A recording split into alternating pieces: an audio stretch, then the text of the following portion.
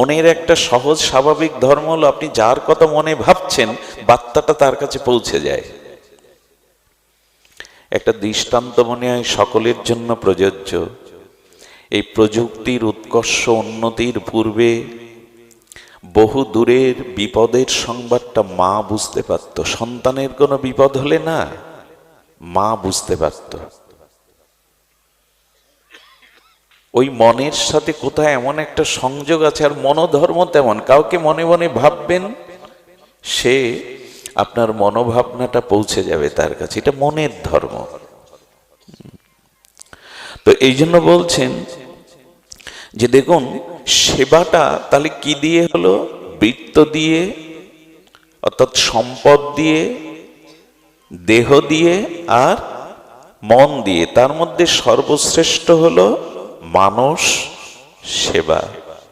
হ্যাঁ, এই মানস সেবাটা মহাপ্রভু আমাদের দিতে এসেছিলেন। বৃন্দাবনের প্রেম মন্দিরের, নিকুঞ্জ মন্দিরের রাধা মাধবের নিত্য লীলায় রাধারানীর কিঙ্করী স্বরূপে এই মানব সেবা, যদি সময় পায় আমরা পরে একটু স্পর্শ করব এটি। এই মানস সেবাই হলো সর্বশ্রেষ্ঠ উপায়। সেবা কথাটি কিন্তু ব্যাপক। সেবা কথাটি কিন্তু ব্যাপক। যেমন একটু ধ্যান দিন, আপনি মন্দিরে, গৃহ মন্দিরে ভগবানের সেবা করে বেরিয়ে এলেন, পরিবারের কোনো দাস দাসী বা পরিবারের অন্য সদস্যের প্রতি যদি বেরিয়ে এসে কটু কথা বলেন, তাকে আপনি মনে ব্যথা দিয়ে কথা বলেন, তাহলে বুঝতে হবে সেবা শব্দের অর্থ এখনো আপনি বোঝেননি। যারা শুধু মন্দিরে ভগবানকেই সেবা মনে করে আর ঘরের মধ্যে সাধুগুরু বৈষ্ণবকেই সেবা মনে করে, সেবাটা তারা সংক্ষিপ্ত করে ফেলেছে। সেবা এরকম সংকীর্ণ না।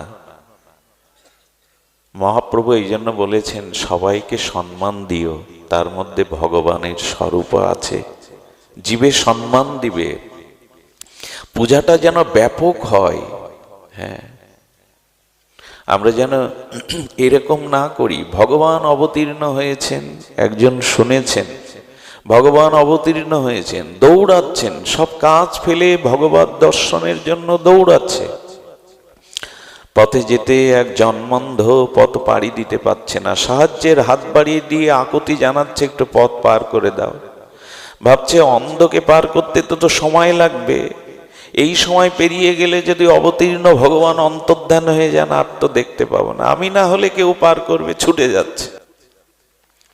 কারো ঘরে আগুন লেগেছে, দাও দাও করা লেলিহান আগুন নিভানোর জন্য আকুতি জানাচ্ছে। বলে আরে ভগবানের পথে, ভগবত দর্শনের পথে এত প্রতিবন্ধকতা। আরে আমি গেলেই যে আগুন নিভবে এমন নয়, অন্যরা আছে, আমি ছুটে যাই। এসব উপেক্ষা করে যেখানে ভগবান অবতীর্ণ হয়েছেন সেখানে গিয়ে কি দেখলো জানেন?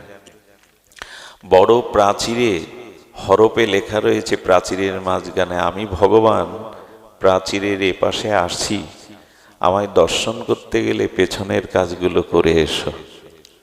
যাও। আমরা এই পেছনের কাজ করি না। শুধু মন্দিরে ভগবানের সেবা সেবা নয়,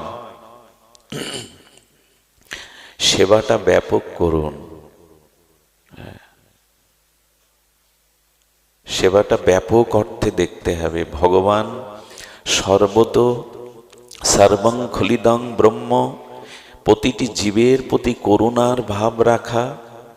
আর এটা কিসা থেকে আসে জানেন? দৈন্যতা। সেবার সব থেকে বড় উপহার কি জানেন? সৎ কাজ করলে একটা উপহার আসে, তো প্রশংসা আসে না? তা সেবা করলে সব থেকে বড় সম্পদ মানুষ কি পায় জানেন? দৈন্যতা, দীনতা আসে সেবা করলে। আর এই সেবাকে আমরা আবার ছোট বড় ভাগ করে নিয়েছি। আচ্ছা, মন্দিরে ভগবানের মাথায় মুকুট পরানো, শ্রী ভগবানের গলদেশে মালা পরানো, এটা উত্তম সেবা মনে করি। কিন্তু না, যেদিন মন্দিরে ড্রেন পরিষ্কার করা আর গোবিন্দের গলে মালা দেওয়া দুটোই সেবাকে সমান মনে করবেন, সেই দিন আপনার সেবা ভাবনাটা সার্থক হবে। সেবা ছোট বড় কখনো এরকম ভাববেন না। একবার অঙ্গদ বলেছিল প্রভু রামচন্দ্রকে, যখন রামচন্দ্র লঙ্কা বিজয় করে অযোধ্যার সিংহাসনে বললেন, সবাইকে বিদায় দিচ্ছিলেন। অঙ্গদ দাঁড়িয়ে আছে, প্রভু তোমার চরণ ছেড়ে কোথাও যেতে মন চায় না, তোমার চরণে কৃপা করে রেখে দাও, আমি তোমার নিচু সেবাটাও করব। রাম মনে মনে ভাবলেন, এ সেবা উঁচু নিচু বুঝতে শিখেছে, একে রাখা সেবা কখনো। আচ্ছা, গুরুদেবের মাথাটা আপনি সুগন্ধি তেল দিয়ে মালিশ করে দিচ্ছেন, আর গুরুদেব যদি বলে আমার পাদুকাটা ধুয়ে আন, কি মনে করবেন? ওটা ছোট সেবা? সেবা কখনো ছোট বড় আমরা করে বসি। ভক্তদের জলের গ্লাস আর প্লেট দিতে ভালো লাগে, পরমান্ন দিতেও ভালো লাগে, কিন্তু ভক্তভুক্ত উচ্ছিষ্ট প্লেটগুলো তুলতে সবার মন চায় না।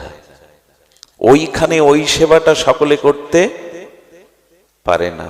ওই তো উঁচু নিচু ভাবলেন, প্লেট বা জলের গ্লাস দেওয়াটা উত্তম ভাবলেন, কিন্তু উচ্ছিষ্ট পাতাটা এই ভাগ হয়ে গেল। সেবাতে কখনো উঁচু নিচু প্রভেদ করতে নেই।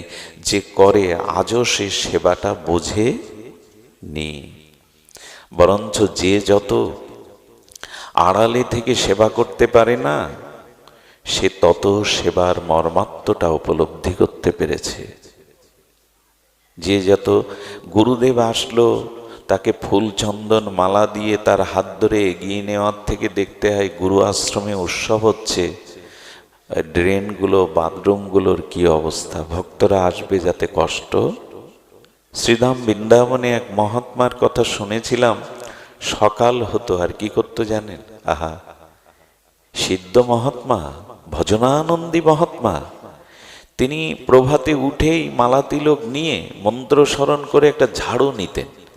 এই ঝাড়ু নিয়ে বৃন্দাবনের পথে যেখানে একটু ময়লা আবর্জনা আছে না, পশু পাখির মলমূত্র আছে, সাধুরা বিচারণ করে, ওইগুলো সারাদিন পরিষ্কার করতো। ওই ছিল তার সেবা। এ খুব বড় না হলে এই ভাবনা আসে না।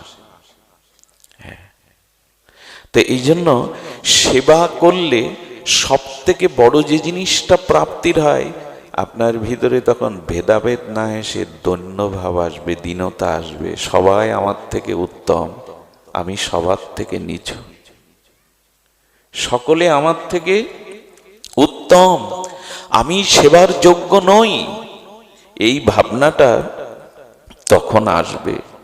আর এই জন্য দেখুন, ধর্মের মূল মন্ত্রই হলো, ধর্মের মূল বিষয় বস্তু হলো সেবা। সেবা ছাড়া ধর্ম হয় না, সেবা ছাড়া ভজনও হয় না।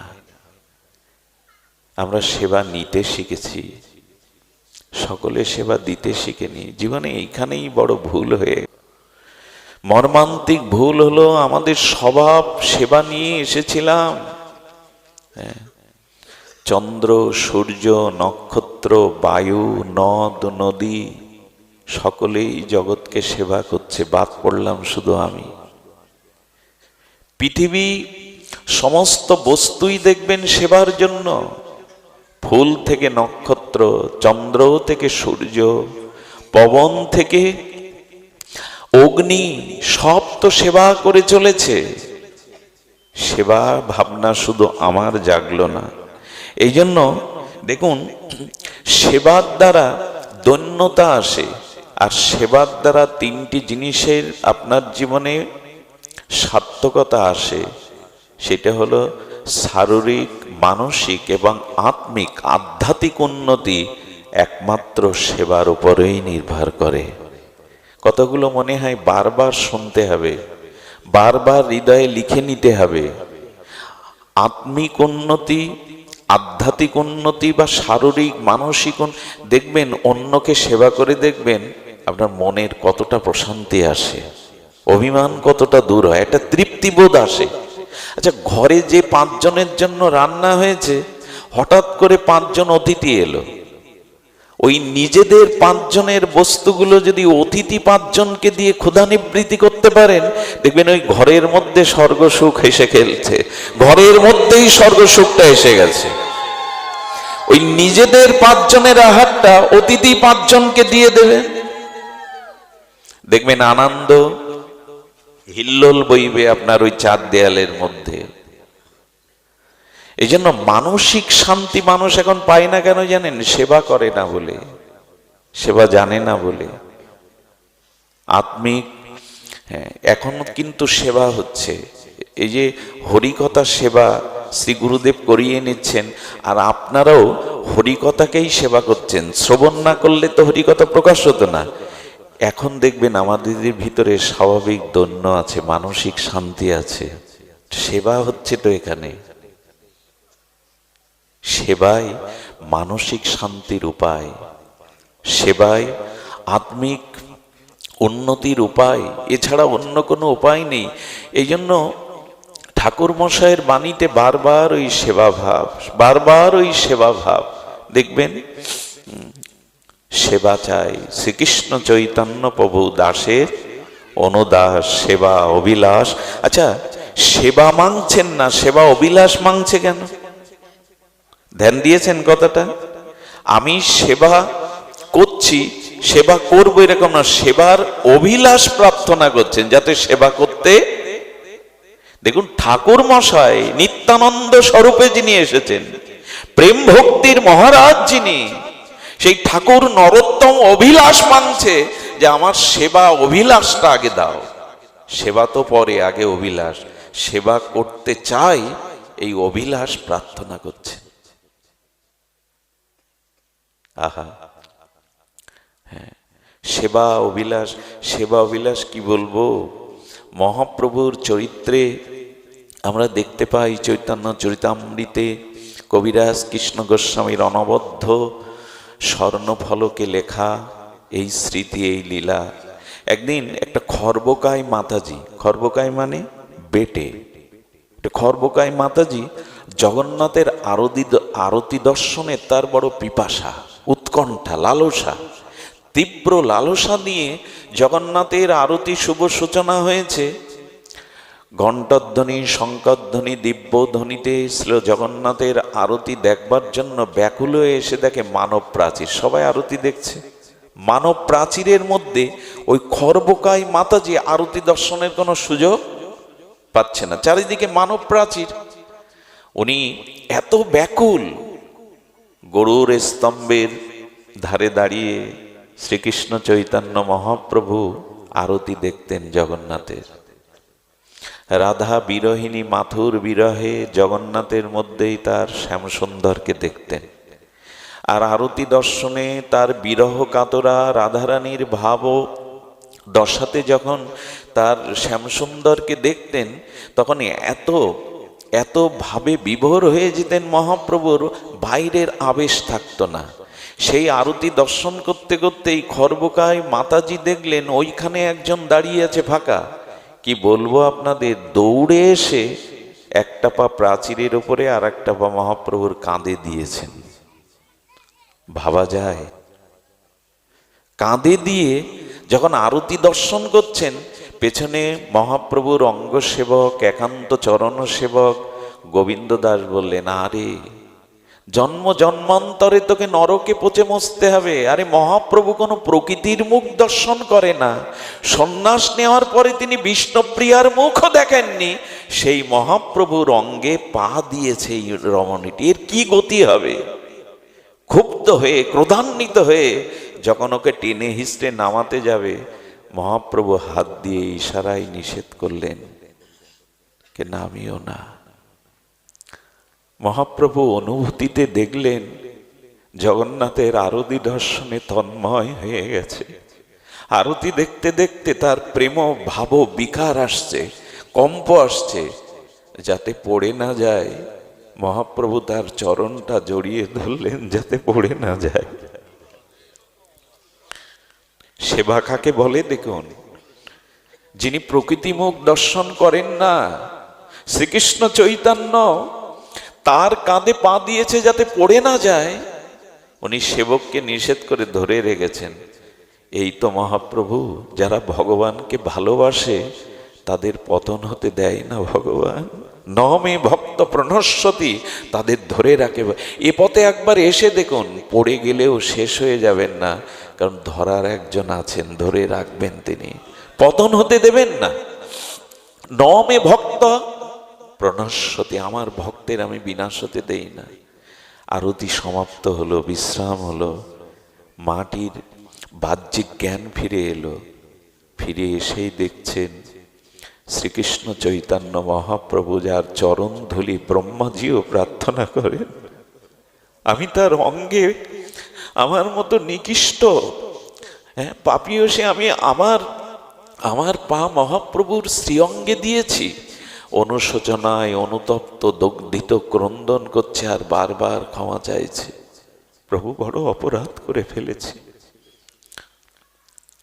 আমি অজ্ঞ, আমি অধম, কৃপা করে ক্ষমা করে দাও, নরকেও আমার জায়গা হবে না। মহাপ্রভুনার ভাবদশা দেখে এবার প্রভু ভিখারির ন্যায় দুটো করপল্লবে হাত জোর করে বলছে, দে না মা, তুই আমাকে ভিক্ষে দে। জগন্নাথ দর্শনে তোর যে ব্যাকুলতা, ও ব্যাকুলতা যেন আমার হয় মা, ভিক্ষে দে আমায়। প্রভু সেবা বোঝে। এই গৌর সুন্দরী কি করতেন জানেন? নবদ্বীপ দিলাতে মহাপ্রভু গিয়ে দেখতেন ঘাটে বৈষ্ণবরা কাপড়টা রেখে দিয়েছে, মহাপ্রভু কাপড়টা ধুয়ে দিতেন, ওইটা সুন্দর করে রৌদ্রে শুকিয়ে ভাঁজ করে বৈষ্ণবদের ঘরে দিয়ে আসতেন। বৈষ্ণবদের জুতাগুলো পাদুকাগুলো ধুয়ে দিতেন। বৈষ্ণব সেবা শিশুকাল থেকে মহাপ্রভু এমনি করে শুরু করেছিলেন। বৈষ্ণবদের কাপড়গুলো শুকিয়ে ভাঁজ করে পরিপাটি করে ঘরে রেখে দিতেন। বৈষ্ণবদের পাদুকাগুলো মুছে দিতেন। কার কি প্রয়োজন গঙ্গার তীরে দাঁড়িয়ে মহাপ্রভু অবলোকন করতেন, কার কোনটা প্রয়োজন এগিয়ে দিতেন। কোনো দ্রব্য তার প্রয়োজন, ঘাটে নেমে গেছে, প্রভু গিয়ে দিতেন। সবাই নিষেধ করত, নিমাই তুমি কেন সেবা করো, তুমি সাক্ষাৎ ভগবান, তোমার সেবা। বলে বৈষ্ণব সেবা না করলে যে কৃষ্ণ কৃপা হবে না, ভক্ত সেবা না করলে যে কৃষ্ণ কৃপা হবে না। শিশুকাল থেকেই মহাপ্রভুর এই সেবা ভাবনা ছিল। ভজন জগতে প্রেম ভক্তি লাভের উপায় হলো সেবা। সেবা মহাপ্রভুর এরকম মাঝে মাঝে ভাবদশা হতো। একদিন প্রভাতে সচিমাকে বলছেন, মা গৃহে আজ একটু মধ্যাহ্নে বৈষ্ণব সেবা হলে হতো না মা? নিমাই, হ্যাঁ, রন্ধনশালায় গিয়ে দেখ ঝুড়িতে কিছুই নাই, স্বয়ং ভগবানের ঘরে রান্নাঘরে কিছু নাই। বললেন, মা বৈষ্ণব সেবা কি আমাদের দ্বারা হয়? যার সেবা ভগবানই করিয়ে নেবেন। আমি নিমন্ত্রণ করতে গেলাম, এই ডান পিঠে নিমাইকে, চঞ্চল নিমাইকে মা সচিমা কি করে বাধা দেবে? বৈষ্ণব নিমন্ত্রণ করে এসছে, ঘরে কোনো আয়োজন, সেবার ভাবনা দেখুন। আমরা তো 10 বার ভাবি এবছর ব্যবসা ভালো যায়নি, হালকাতা ভালো যায়নি, এবছর ভালো আয় উন্নতি নেই, তো এবছর থাক অনুষ্ঠান। এরকম ভাবনা থাকে আমাদের, এরকম ভাবনা থাকে আমাদের। কিন্তু মহাপ্রভু বৈষ্ণব নিমন্ত্রণ করে এসছেন নবদ্বীপবাসী বৈষ্ণবদের। হঠাৎ করে কিছুক্ষণ পরে মহাপ্রভুর বাটিটা ছিল সুরধনী গঙ্গার তীরে। আজ হয়তো গঙ্গার প্রবাহ অববাহিকা পরিবর্তনে আমরা বুঝতে পারি না, কিন্তু গঙ্গার তীরে ছিলেন মহাপ্রভুর বাটিটা। এক সৌদাগর সৌদায় যাচ্ছিলেন, বজরা ভর্তি উপাচার নিয়ে, মালপত্র নিয়ে ব্যবসায় যাচ্ছেন। মহাপ্রভুর বাটির ঘাটে নৌকাটা রেখে আর 2-4 জন কর্মচারী দিয়ে তৈল, ঘৃত, দুগ্ধ, চাউল, সবজি মাথায় করে এনে প্রত্যেকের কাছে জিজ্ঞাসা করছে, নিমাই পণ্ডিতের গৃহ কই গো, নিমাই পণ্ডিতের বাটি কোথায়? সচিমার কাছে গিয়ে বলছে, এটাই কি নিমাই পণ্ডিতের বাটি? কেন বাবা, কে তুমি? বলে, আমি সওদাগর মা, কতদিন মনে স্বপ্ন ছিল, কতদিন মনে আশা ছিল, আমি যদি নিমাইকে একটু সেবার দ্রব্য দিতে পারতাম, মা একটু গ্রহণ করে ধন্য করো। সব উপচার হয়ে গেল। নিমাই বলছে, মা বৈষ্ণবদের আহ্বান করে আনি। দেখুন, ভগবান ভক্ত রূপে এসে জগৎকে সেবা শেখাচ্ছেন। সেবা করার অভিলাষ জাগলেই দ্রব্যের অভাব জগতে কখনো হয়নি, মনেরই অভাব, ভাবনারই অভাব। দ্রব্যের অভাব হয় না। এই জন্য আপনারা দেখবেন দীর্ঘ ৩০০ বছরের ইতিহাসে, কেন তার পূর্বেরও ইতিহাসে, রাধাকুণ্ডে, বৃন্দাবনে কখনো দুর্ভিক্ষ পৌঁছায়নি। শুনলে অবাক হবেন, এখনো সাধু বৈষ্ণবরা সেবা দিয়ে রাস্তায় পশু পাখি জীবজন্তুর জন্য যা ঢেলে দেয়, তাতে ২০,০০০ লোক খেতে পারে। ওখানে কোথা থেকে কে যোগায় রাধারানীর রাজ্যে, আপনি কল্পনাও করতে পারবেন না। সেবার অভিলাষটা জাগান, ভাবনাটা জাগান। দ্রব্যের মালিক তো তিনি, হ্যাঁ, তিনি ব্যবস্থা করে দেন। মহাপ্রভুর এই, আচ্ছা, একদিন শ্রীবাসের অঙ্গনে মহাপ্রভু আর এক লীলা করে বসলেন। শুভ সংকীর্তন আরম্ভের যে স্থলী, শ্রীবাস পণ্ডিতের বাটিতে মহাপ্রভু একদিন শ্রীবাসকে কীর্তন স্তিমিত করে হাত ধরে একটু আড়ালে নিয়ে বলছে, শ্রীবাস পণ্ডিত, আমরা এতজন তোমার গৃহে সেবা নেই, তোমরা ৪ ভ্রাতা, তোমার স্ত্রী আছে, তোমার কাজের দাসী আছে, দুঃখী, তো সারা রাত তো খোলকত্তাল সহযোগে সংকীর্তন করো, সারা দিনই তো ভাগবত নিয়ে সংকীর্তন নিয়ে মেতে থাকো, আর আয়ের মানুষ তো সংসারে তুমি একা, তো এতগুলো মুখ চালাও কি করে? আমাদের সংশয় নিরসন করার জন্য মহাপ্রভু শ্রীবাসকে ভূমিকায় রেখে বলছে, তোমার চলে কি করে? এই যে আমরা এত সেবা নিই, ভক্তরা সেবা নেই, চলে কি করে?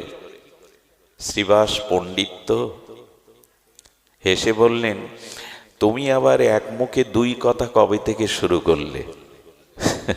ভক্ত ভগবানের যখন কথা হয় না, বড় মধুর লাগে। তুমি আবার এক মুখে ২ রকম কথা কবে থেকে শুরু করলে? ভগবান তো ২ রকম কথা বলে না। যে কেন? বললেন, গীতা বাক্যে ৯ম অধ্যায় ২২ শ্লোকেই তুমি তো সমাধান করে গেছো। শ্রীকৃষ্ণ স্বরূপে গীতা বাক্যে তো তুমি বলেছ, অনন্য চিন্তান্তমাং যে জেনা পর্য উপাসতে তেষাং নিত্যাভিযুক্ত নাম জগৎক্ষেমম বহম্মম। যে অনন্যগত চিত্তে আমার শরণাপন্ন হয়, ভজন করে, তার প্রাপ্য বস্তুটা আমি যেমন তাকে দেই, আবার সেটি সুরক্ষণের দায়িত্ব যোগ এবং ক্ষেম, এ 2টো দায়িত্ব আমার। আবার এক মুখে তুমি 2 কথা বলছো কেন? ভক্ত পণ্ডিত শ্রীবাস নারদের আবেশ অবতার বললেন, তো এক মুখে 2 কথা হলো না তো? অনন্যভাবে তোমার স্মরণ করলে তুমিই তো জগৎক্ষেম বহন করো, এখন আবার বলছো চলো কি করে? বলে, শ্রীবাস তা তো বলেছি, কিন্তু তুমি যদি শ্রীমুখে বলতে চলে কি করে? তা বলে, এসো দেখো কি অদ্ভুত ঘটনা শুনুন। শ্রীবাস ঘরের কোণে এক গাছি দড়ি আর একটা মৃত্তিকার খালি কলস দেখিয়ে বলছে, উত্তর হলো ওই। দড়ি কলসে কি উত্তর শ্রীবাস? শ্রীবাস আবার তখন 3টে হাতে তালি দিল। বললো, কি প্রহলিকা করছো, বলো না খুলে, 3টে হাততালি দিয়ে কি উত্তর? বলে, শোনো প্রভু, এ জীবন যৌবন ইহকাল পরকাল তোমার চরণে সঁপে দিয়েছি, তুমি ছাড়া অন্য কিছু জানি না, তাই প্রতিজ্ঞা করেছি তোমার নাম নিয়ে তোমার চরণে আত্মসমর্পণ করেই এ জীবন যৌবন অর্পিত করেছি। যেদিন দেখবো, 3টে হাততালি মানে কি জানেন? একদিন দেখবো তোমার সেবার, ভক্ত সেবার দ্রব্য জোগাড় হয় কিনা, 2 দিন দেখবো, 3 দিন দেখবো, 3 দিন পরে যদি ভক্ত ভগবানের সেবার দ্রব্য জোগাড় না করতে পারি, ওই দড়ি কলসি কিনে রেখেছি, গঙ্গায় ডুব দিয়ে মরবো, এ মুখ আর তোমাকেও দেখাবো না, জগৎকেও দেখাবো না। কত বড় বিশ্বাস দেখুন। মহাপ্রভু এটা শুনে পরমানন্দে নাচতে লাগলেন আর বললেন, শ্রীবাস আমি তোমাকে বর দিলাম, স্বয়ং অন্নপূর্ণা লক্ষ্মী দেবীও যদি ভিক্ষার ঝুলি নিয়ে নগরে কখনো ঘোরে, তোমার পরিবারে অন্ন কষ্ট আর কোনোদিনই হবে না। শ্রীবাস, তোমার পরিবারে অন্ন কষ্ট হবে না। দিলে ফোড়ায় না, দিলে বাড়ে। এটা আমরা জানি না যে দিলে বাড়ে, দিলে ফোড়ায় না। কুয়োর জল দেখেছেন, যত তুলবেন, এখন তো কুয়োর প্রচলন নেই। পুরনো দিনে জলের একমাত্র উপায় ছিল পাত কুয়া, কুয়া, যত তুলবেন নিচে থেকে। আচ্ছা 2 বছর জল তোলা বন্ধ করুন, দিলে না নষ্ট হয় না। এই জন্য সেবা ভাবনাটা না আসলে শারীরিক মানসিক আধ্যাত্মিক উন্নতি আমাদের হবেই না। ধর্মের প্রাণ, আধ্যাত্মিকতার প্রাণ হলো এই সেবা। তো সেবা না করলে আমাদের মানসিক শান্তি কোনোদিনই আসবে না। এই জন্য নিবেদন করলাম, আমরা প্রথমেই বলেছিলাম জীবের বিশুদ্ধ স্বভাব হলো এই সেবা। এই সেবা ভাবনা, দেখুন সেবা করলেই সে শ্রেষ্ঠ হয়। শুনুন তাহলে সেই ঘটনা, অদ্ভুত ঘটনা। আপনাদের মনে পড়ে একবার দেবশ্রীপাদ নারদ তিনি গিয়েছিলেন বৈকুণ্ঠে। শ্রীমান নারায়ণের সামনে একটা পুস্তক দেখলেন। কি দেখলেন? ঘুমাচ্ছেন না তো? অনেকের চোখে ঘুম আসছে, ঘুমায়েন না। অপরাধ অবশ্য আমার, আমি অনেক বিলম্বে আসি, বিষয় রাজ্যের মানুষ তো বিলম্ব হয়ে যায়। একটু ধ্যান দিন, কেউ ঘুমালে খুব কষ্ট হয়। হ্যাঁ, হরিকথাতে ঘুমাতে নেই। বলছেন একটা শ্রীমান নারায়ণের সামনে একটা পুস্তক দেখে বলছেন, প্রভু এটা কি গ্রন্থ? আপনিও কি গ্রন্থ পড়েন? ভগবান তখন নারদজিকে বলছেন, তুমিই দেখে নাও। পৃষ্ঠা উল্টে দেখছে। বললেন, প্রভু আপনি একটু বলুন কি গ্রন্থ?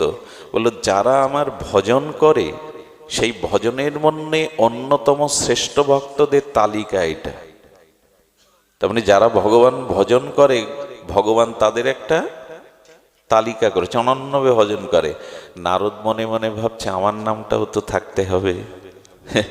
নারদ দেখে প্রথম নাম্বারেই ওনার নাম, দেবশ্রীপাদের নারদের নামটা প্রথমে।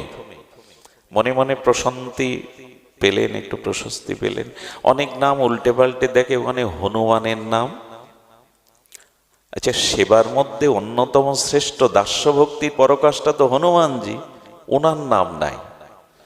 ভগবানকে কিছু বললেন না, হনুমানজির সামনে এসেছে নারায়ণ নারায়ণ, ওনার যে স্বভাব। আর হনুমানও মেতে আছে, জয় সিয়ারাম, জয় রঘুপতি রাঘব রাজারাম গাইছেন। হনুমানজি, আমি বৈকুণ্ঠ থেকে এলাম, ওখানে ভগবান একটা গ্রন্থ দেখেন, সেই গ্রন্থে যারা তার সেবা করে ভক্ত তাদের লিস্ট। কিন্তু আচ্ছা বলুন তো আপনার নামটা কেন নেই? হনুমান বুদ্ধি সত্তম, ভগবান শঙ্করের অবতার। উনি বলছেন, আমি তো খাতায় বা ইতিহাসে নাম লেখানোর জন্য প্রভুর সেবা করি না।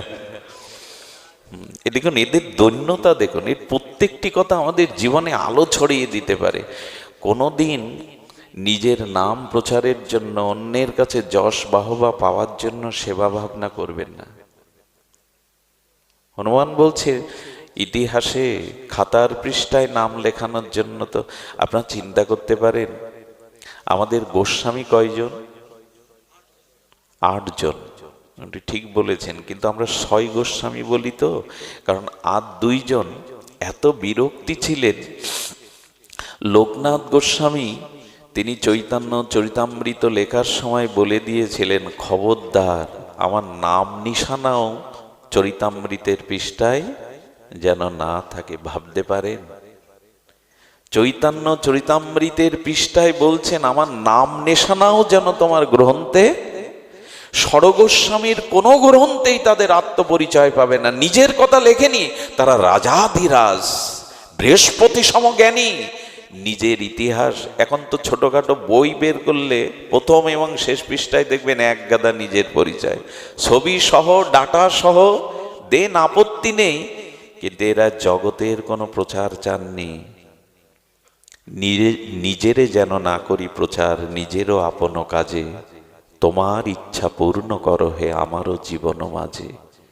নিজেরে করিতে গৌরব দান, নিজেকে কেবলই করি অপমান। বিশ্ব কবিতার অনুভবে বলেছেন, নিজেকে প্রচার যেন এই রাজ্যে কেউ না করি। খবরদার, সেবা ভাবনা যেন নিজের নাম। হনুমানজি হাসছেন, খাতায় নাম লেখানোর জন্য তো সেবা করি না। দেবশ্রীপাদ নারদ আর একদিন গেছে, আর একদিন যাওয়ার পরে দেখছেন ওখানে আর একটা নতুন গ্রন্থ। প্রভুকে বললেন, প্রভু এই গ্রন্থটা কি? তো বললেন, তুমি পৃষ্ঠাটা উল্টে দেখো। পৃষ্ঠাটা উল্টে দেখলে নাগা গোড়ায় একটাই নাম, হনুমানজির নাম। বললেন, প্রভু এটা গ্রন্থ? বলে, দেখো যারা আমার ভজন করে আগের গ্রন্থটা তাদের লিস্ট, আর আমি যাদের ভজন করি তাদের নাম এই গ্রন্থে লেখা। আমি যাদের ভজন করি, আমি যাদের উপাসনা করি। হনুমান প্রভুর দাস না, সেবা করতে করতে এমন হয়ে গেছে যে প্রভুর হৃদয় জুড়ে শুধু হনুমান। এ জগতে কোনো মহাজনের সেবক যদি খুব বিশ্বাসী হয়, আস্থাভাজন হয়, তাহলে মহাজন তার ধন বাড়ি গাড়ি করে দেয়, কিন্তু কোনো মহাজন কি চায় ও আমাকে ছাপিয়ে যাক? চাই কি? আপনার আনুগত্যে যদি কেউ কাজবাজ করে, আপনি চান তার উন্নতি হোক, সহৃদয় ব্যক্তি আপনি, কিন্তু আপনাকে ছাড়িয়ে যাক এটা কেউ চায় না। কিন্তু ভগবান বললেন, মে ভক্ত কা দাস হো, ভক্ত মেরা মুকুটমণি। যে আমার সেবা করে, আমি তাকে আমার মাথার মুকুটমণি করে আমি তার দাস হয়ে যাই। ভগবান বললেন যে আমার সেবা করে, ভজন করে, আমি তার দাস হয়ে যাই। ভক্ত মেরা মুকুটমণি, মে ভক্ত কা দাস হো। কত উদারতা ভগবানের। হনুমানের দিকে রামচন্দ্র সরাসরি তাকাতে পারতেন না। মা সীতা একদিন প্রশ্ন করেছিলেন, আচ্ছা হনুমান আপনার কি হয় প্রভু? বলে, হনুমান আমার পুত্র, লক্ষণের থেকেও প্রিয়। পুত্রের দিকে বুঝি পিতা তাকায় না? আপনি বারবার হনুমানের দিকে দৃষ্টি দিতে গিয়ে আমার দিকে দৃষ্টি দেন, আমি মাঝে মাঝে লজ্জায় পড়ে যাই। সকলের সামনে কেন তাকান না? সীতামাকে রাতে নিশীতে প্রভু কনক ভবনে শয্যায় গিয়ে বলেছিলেন, সীতা, হনুমান আমার জীবনের সব। তোমাকে উদ্ধার করার পেছনে, সুগ্রীবকে মিতারূপে পাওয়ার পিছনে, বিভীষণকে মিত্ররূপে পাওয়ার পিছনে দেখো, হনুমানই সুগ্রীবকে আমার চরণে এনেছিল। সেই সুগ্রীব এখন কিষ্কিন্ধার রাজা। বিভীষণকেও আমার চরণে এনেছিল হনুমান, সে এখন লঙ্কার অধিপতি। সবাই আমার কৃপা আশীর্বাদে সকলেই সব কিছু নিয়েছে, কিন্তু হনুমান কোনো রাজ্য, কোনো পদ চাইনি। সারা জীবন আমার চরণ সেবা চেয়েছে। কোনো দিন মুখ ফুটে সে আমার কাছে কিছুই চাইনি, আমার চরণ সেবা ছাড়া আর চরণে পড়ে থাকা ছাড়া কিছুই চাইনি। হনুমানকে আমি অনেক কিছু দিতে চেয়েছি, দিতে পারিনি। বলি, এর সাথে সম্পর্ক কি যে হনুমানের দিকে তুমি দৃষ্টি দিতে পারো না? কি বললেন জানেন? আহা, রামচন্দ্র বললেন, ভক্ত যদি শুধু আমার সেবা, আমার সুখবিধানের জন্য জীবন উৎসর্গ করে, নিজে যদি ওই যে দিয় মানাং না গৃহ্ণন্তে বিনা মত সেবনং, তারা শাস্তি সারূপ্য সামীপ্য শালুক্য কিছুই চায় না। আমার মতো রূপ, আমার লোক, বৈকুণ্ঠ, আমার মতো শক্তি, আমার মতো স্বরূপ, সব কিছু দিতে গেলেও চায় না। তো জানো, যার কাছ থেকে শুধু সেবা নেওয়া হয়, যাকে সেবা না করা হয়, তার কাছে ঋণী হয়ে যেতে হয়। আর ঋণী ব্যক্তি মহাজনের চোখে চোখে চোখ দিয়ে তাকাতে পারে না। যে ঋণগ্রস্ত ব্যক্তি, যার কাছে সে ঋণ নিয়েছে, সেই মহাজনের চোখে চোখ দিয়ে সে কথা বলতে সাহস পায় না। হনুমানের কাছে আমি ঋণী, তাই তার চোখের দিকে তাকাতেও আমি পারি না। সেবা ভগবানকে এতটা বিমোহিত করে দেয়। এই জন্য আসুন, আজ এখান থেকে একটা সংকল্প নেই, সেবার সংকল্প। সেবা আমাদের হরিবংশ মহাপ্রভু কি করতেন জানেন? শ্রীধাম বৃন্দাবনে এই হরিবংশ উনি কি করতেন? নিজে ভগবানের সেবার রন্ধনের কাঠগুলো বয়ে আনতেন। ওনাকে জগৎগুরু বলা হয়। মহাপ্রভু পদই দেওয়া হয়েছিল বল্লভাচার্য ভগবানকে। ইনি বৃন্দাবনে রাধা মাধবের সেবার জন্য কাঠটা নিজে জোগাড় করে আনতেন খালি পায়ে। নাহালজি বলে ওনার একটা শিষ্য ছিল, রাজার কর্মচারী, কোনো মন্ত্রী। ওনার শিষ্য এসে দেখছেন স্বয়ং গুরুদেব রন্ধনের কাঠ জোগাড় করতে গিয়ে খালি পায়ে কাঠা ফুটে যাচ্ছে, মাথায় করে ঘাম ঝরিয়ে কাঠ আনছেন। এই দৃশ্য দেখে বললেন, গুরুদেব এই কাজ কেন আপনি করবেন? কিছু টাকা অর্থ সংযোগ দিয়ে আমি আপনার একজন সেবককে রাখি, সে বন থেকে কাঠ জোগাড় করে দেবে।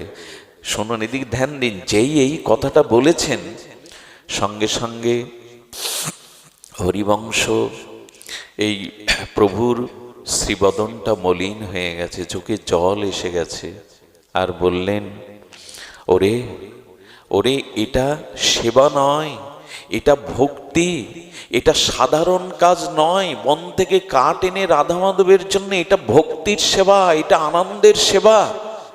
তবে হ্যাঁ, তুমি যখন এরূপ সেবাকেও, এরূপ ভক্তিকেও আর নিচু করে দেখেছ, আমি যেন তোমার মুখ আর কখনো দর্শন না করি, চলে যাও। কতটা ব্যথা পেয়েছেন, চলে যাও। 7 দিন জল অন্ন ত্যাগ করেছিলেন এই নেহালজি। গুরুদেবকে আঘাত দিয়ে বসলাম, বুঝতে পারিনি, নিজে হাতে সেবা। আচ্ছা, উনি তো গুরুদেবকে এই কথা বলেছিলেন গুরুদেবের কষ্ট দেখে, তাই না? গুরুদেবের কষ্টর জন্য, কষ্ট প্রশমিত করার জন্যই বলেছিলেন। দোষ কিন্তু ওনার নয়, কিন্তু ওনারা সেবাতে এত ব্যাকুল, এটা বলাতে উনি কষ্ট পেয়ে গেছেন। সঙ্গে সঙ্গে কি করলেন জানেন? রাধারানী নিজে স্বপ্নেতে হরিবংশ মহাপ্রভুকে বললেন, ও অবুঝ, ও তোমার সুখের কথা ভেবে এ কথা বলেছিল, ওকে ক্ষমা করে দাও, ও কষ্ট পাচ্ছে, জলান্ন ত্যাগ করে দিয়েছে। এই হলো আমাদের রাজ্যের ভজন অনুভূতি, এই হলো আমাদের রাজ্যের ভজন অনুভূতি। তো আমি আপনাদের বলেছিলাম সেবা ভাবটা আসবে কি দিয়ে? স্মরণ কিন্তু নাই। সেবা ভাবনাটা জাগবে সৎসঙ্গ থেকে। আজ পর্যন্ত যে সাধু সঙ্গ করেনি, সৎসঙ্গ করেনি, তার সেবা ভাবনা জাগবেই না। এই জন্য তো এত কষ্ট করে আপনারা আসেন এত দূর দূরান্ত থেকে, কারণ সৎসঙ্গই হলো আমাদের সেবা ভাবনা জাগিয়ে দেয়, নিজের দৈন্যতা জাগিয়ে দেয়। সৎসঙ্গ ছাড়া কারো বিবেক বিচার আজ পর্যন্ত জাগেনি। বিশ্ববিদ্যালয়ে পড়লেই, বড় বড় ডিগ্রি নিলেই যে আপনার বিবেক জাগবে, তুলসীদাস গোস্বামী বলেছেন, বিনা সৎসঙ্গ বিনা কারো বিবেক জাগতে আজ পর্যন্ত কারো বিবেক জাগেনি সৎসঙ্গ ছাড়া। বিনু সৎসঙ্গ বিবেক না হই, গোস্বামীপাদ বলছেন, বিনা সৎসঙ্গে আজ পর্যন্ত কারো বিবেক হয়নি। বিবেক বিশ্ববিদ্যালয়ে পাওয়া যাবে না, বিবেক পাওয়া যাবে সৎসঙ্গে, ভগবৎ সঙ্গে। এই জন্য বিবেক জেগে ওঠে। দেখুন, তার দৃশ্যটা দেখছি আমি, এই রাস্তায় দাঁড়িয়ে, কত কষ্ট করে শীতের মাঝে দাঁড়িয়ে আছে, একটু লক্ষ্য করুন না। বিবেক না জাগলে নীরবে মানুষ কষ্ট করে এরকম দাঁড়িয়ে থাকে।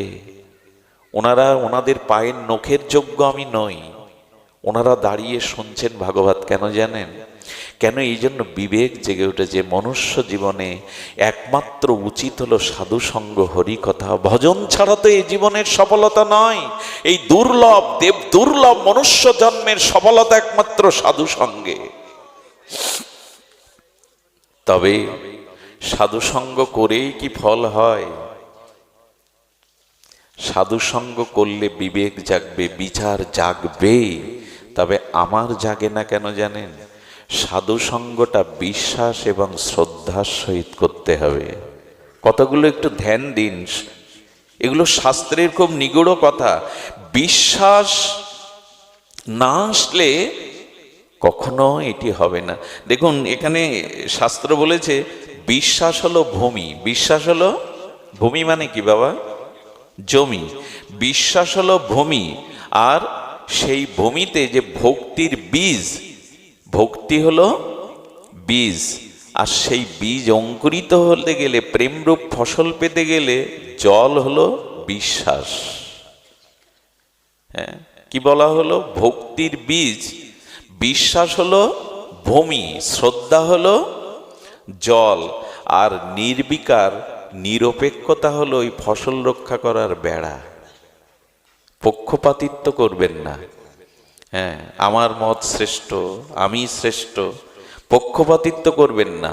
নিরপেক্ষ তত্ত্বই হলো বেড়া, নালে ফসল নষ্ট হয়ে যাবে, বীজ নষ্ট হয়ে যাবে। এই জন্য বিশ্বাস ভূমিতে, শ্রদ্ধারূপ জলে ভক্তি বীজ অঙ্কুরিত হলে নিরপেক্ষ নিরহংকারের বেড়া দিন, তাহলে আর ভক্তি প্রেম ফসল নষ্ট হবে না। এই জন্য শ্রোতারা সৎসঙ্গ করে, অনেকেই সৎসঙ্গ করে, কিন্তু বিশ্বাস না জাগালে, শ্রদ্ধা না এলে সৎসঙ্গের ফসল ঘরে তোলা। এই জন্য দয়া করে এই যে শব্দ ব্রহ্ম, এতে বিশ্বাস আনুন। আমি আজকে আস্তে আস্তে একটা কথা মনে করছিলাম আজ আপনাদের কাছে নিজের দায় স্বীকার করব, নিজের অপরাধের ক্ষমা চেয়ে নেব। তবে ক্ষমা হবে না, আমি যে অপরাধ করি তাতে ক্ষমা হবে না। দেখুন, এক শ্রীগুরুর চরণাশ্রিত ব্যক্তি প্রবৃত্তির পথ থেকে নিবৃত্তির পথে আসতে পারেনি, মদ খেত, পরস্ত্রীর প্রতি আসক্তি ছিল। গুরুদেবের ওই গ্রামে আসলে সে লুকাতো, যাতে গুরুদেবের সামনে না যেতে হয়। কি জবাব দেব? ওনার স্ত্রী কাঁদতেন, শ্রী গুরুদেব ওকে ফিরিয়ে দিন, ওর বিবেক ফিরিয়ে দিন। আপনার চরণাশ্রয় করেও যদি এইভাবে বিপদগামী হয়, গুরুদেব যে জানে না তা নয়, উনি সকলের খবর রাখেন। একদিন হঠাৎ করেই ওই গৃহে চলে এসেছেন, সে জানতে পারেনি। যেই গুরুদেব এসেছেন, অবনত মস্তকে দাঁড়িয়ে বললেন, বাবা তোমার সাথে একটা কথা আছে, আমার সাথে একটু উপরে চলো। ছাদের উপরে গিয়ে বলছেন, কখনো তোমার কাছে কিছু চাইনি, আজ একটা জিনিস চাইবো, দেবে আমায়? ও তখন মনে মনে ভয় ধরে গেছে, চাইবে তো গুরুদেব, ওই মদ ছাড়ো, আসক্তি ছাড়ো, পাপের পথ ছাড়ো। বলেন, আপনার কি চাওয়া? গুরুদেব এমন কিছু চান যাতে দিতে পারি। বলে, হ্যাঁ রে, আমি যা চাইবো তা তুই দিতে পারবি, তোর সামর্থ্য আছে, তবে আজ আমাকে ছুঁয়ে কথা দিতে হবে, আমি যা চাইবো তাই দিবি। শ্রী গুরুদেব যদি এভাবে কাতরভাবে কিছু বলে, ও ছুঁয়ে কথা দিয়েছে, যা চাইবো, আপনি যা চাইবেন তা দেব।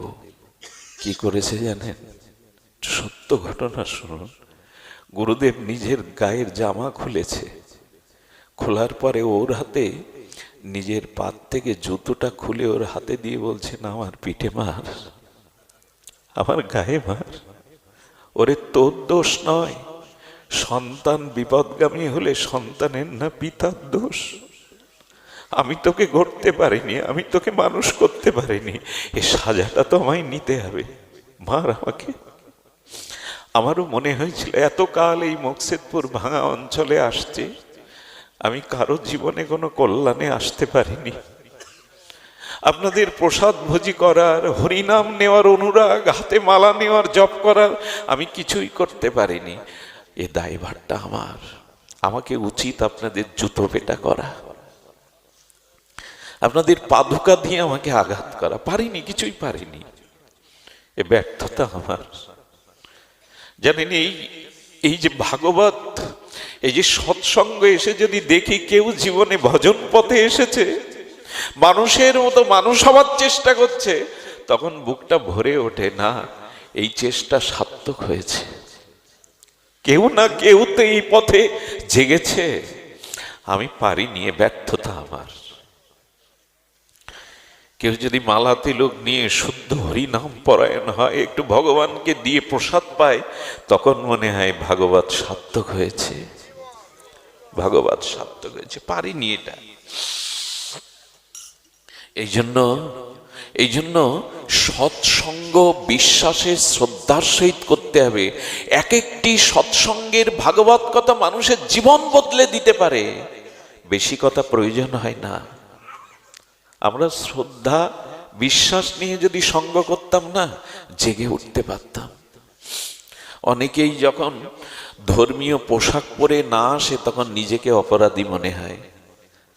আমাদের যখন সৎসঙ্গ হয়, ভাগবত অনুষ্ঠান হয়, তখন ভাগবতীয় সনাতন বৈদিক সভ্যতার যদি পোশাক পরি, প্রত্যেকের কপালে যদি তিলক থাকে, এগুলো দেখলে না, কারো ভজন জীবনে প্রগতি দেখলে, উন্নতি দেখলে, তখনই মনে হয় হরিকথা সাধুসঙ্গ সার্থক হলো। ক্ষমা করে দিয়েন, আমি বিষয়ী নর্দমার নরকের পোকা, আমার দ্বারা এটি সম্ভব না। তবে সৎসঙ্গের দ্বারা আমাদের প্রকৃত কল্যাণ হয়। তবে সেই বক্তার মুখেই হরিকথা শুনতে হয়, যিনি অর্থ সম্মানের কাঙাল নন, যিনি সদাচার সম্পন্ন, যার চিত্তে বিষয় লালসা নেই, যিনি ভজন কুশল, যিনি দৃষ্টান্তে কুশলী, যিনি বৈষ্ণব সদাচার সম্পন্ন, তেমনি শ্রোতাদের কিছু গুণ থাকতে হয়। হরিকথা শ্রবণ করে তখনই আপনার আত্মিক কল্যাণ হয়, ভক্তির প্রগতি হয়, সাধনার ক্রমোন্নতি হয়। কখন জানেন? তিনটে জিনিস দ্বারা। এটি বলেই আমি পাঠ বিশ্রাম রাখবো। একটি হলো রটনা, একটি হলো কীর্তন, আর একটি হলো স্মরণ।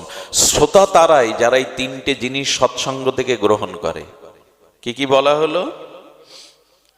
রটন মানে জিহ্বাই রোটে, রটা মানে রোটে দেওয়া, জিহ্বাটা নাড়ানো। জিহ্বাটা নাড়ানো মানে, আমি গতদিন বলেছিলাম হরিকথা শুনে মনন করতে হয়। দেখুন, অম্লযোগে ঘোলটা আছে, পাত্রে আছে, কিন্তু মন্থন না করলে উৎকৃষ্ট আস্বাদ মাখন উঠবে? মন্থন ছাড়া ঘোল থেকে মাখন তুলতে পারে কেউ আজ পর্যন্ত? হ্যাঁ, হরিকথা শুনে গিয়ে পরবর্তীতে যদি ওটা মনন করেন, চিন্তন করেন, এই কথাটার মহিমা কি, আমি যা শ্রবণ করলাম এটা মন্থন করতে হয়।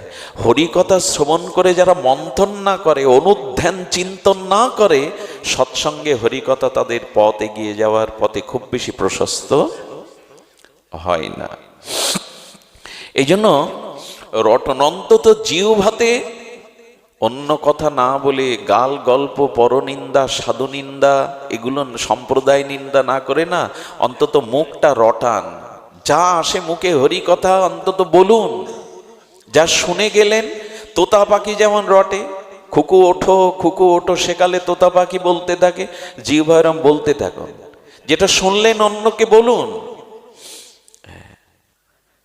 দিবস যামিনী আবোল তাবোল কত পাছাল পাড়িতে পারো। কত কথাই বলি, দিন রাত কথার ফুলঝুরি ফোটায়, কিন্তু রাধা মাধবের কথা একবারও বলি না, মহাপ্রভুর কথা, রাধারানীর কথা বলি না।